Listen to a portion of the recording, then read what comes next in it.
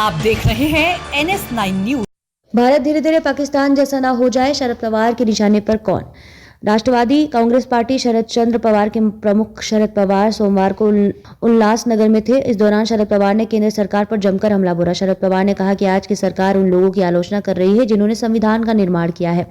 उन्होंने कहा कि देश और राज्य में संविधान की हत्या हो रही है, ऐसे में सबका एकजुट होना जरूरी है। पवार ने कहा कि देश तानाशाही की तरफ बढ़ रहा है। उन्होंने चिंता जताते हुए कहा कि भारत धीरे धीरे पाकिस्तान जैसा ना हो जाए। राज्य में गोलियां चल रही हैं, यहाँ संविधान की हत्या हो ही तो है।